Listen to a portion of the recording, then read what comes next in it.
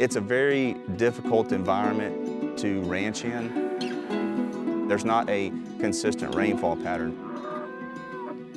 In South Texas, as far as the climate goes, we have very frequent droughts. You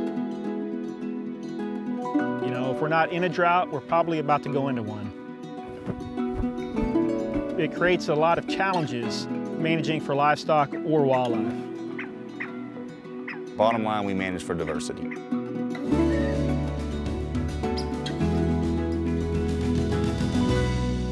I'm Joseph Fitzsimons, and we're here at the San Pedro Ranch.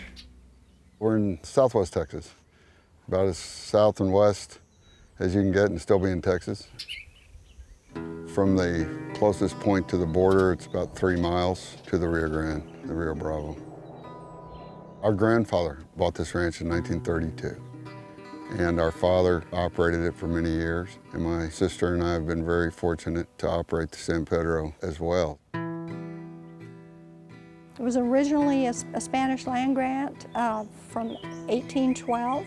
This is the marker for the King's Highway, the lower road of the Camino Real up to San Antonio. So people have been crossing here for a while. We're not the first ones here. San Pedro Spring is mentioned in early conquistadors and explorers' journals starting in the early 1700s. It's a very special place. It's very much like it's been for the last 100 years.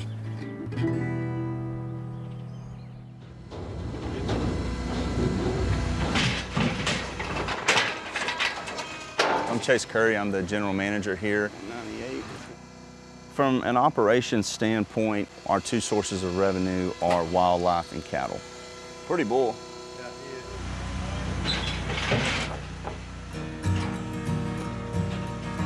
We just finished weaning our fall-born calves.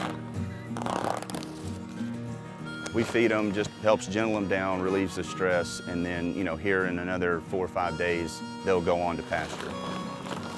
Come on, boys. These cattle can go elsewhere and do very well. They're not going to go any place that's tougher than here. It's important to the family that this ranch remain a working ranch. While the cattle are important from an economic standpoint, they're also very important in what we do here on the ground to manage for a more complete landscape. Currently, we are in the worst drought that this particular area of Texas has experienced in roughly 90 years here in southwest Dimmit County. We didn't think it could get any drier, but it has.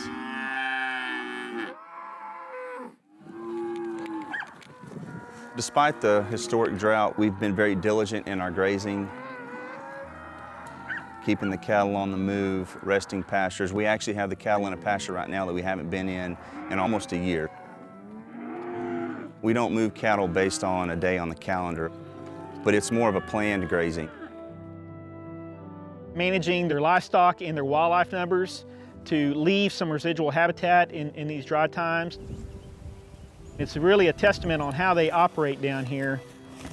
The habitat is still as healthy as it is, even in this historic drought we're in right now. When you do get the rains back, it's going to respond. They've been a great partner with Texas Parks and Wildlife, very good cover plan as well for quail. Every year we come out here and we evaluate the browsing pressure on the woody species out here. This is a fresh deer bite. We come out here and count stem tips with Chase and monitor this over the long term and set harvest rates also based on this. So it's been very enjoyable to work with the San Pedro Ranch every year to do this. When you have very little herbaceous and grass cover, you get a lot of runoff and you lose a lot of water off your property. So they try to catch as much water as they can in the soil.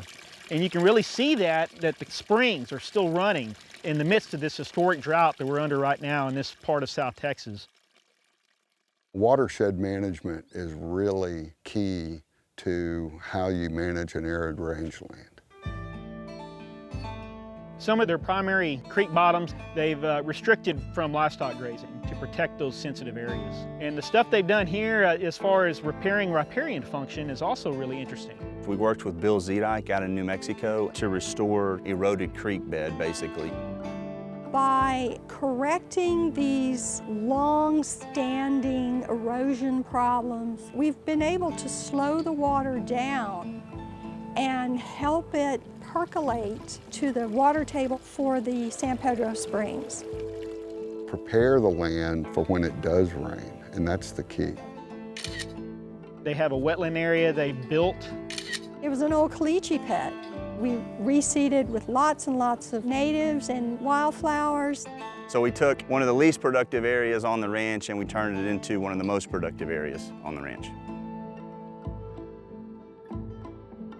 Probably one of the biggest steps they took to preserve the San Pedro was the conservation easement. We donated a conservation easement, so this ranch will stay together and be a whole habitat, whether we own it or not. And this is in perpetuity. This is forever. You are saying to your children and generations on, we value these very special, sensitive areas that they're worth protecting. Our father was an early adopter of holistic resource management. Our cattle operation is part of our wildlife management operation. And holistic management doesn't treat those as being on separate lands because they're not. Our father always told us to manage for the drought, and the times of rain and plenty will take care of themselves.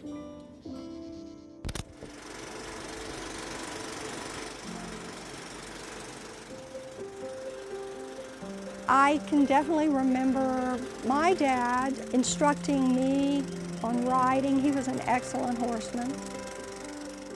It's a passing of knowledge and tradition.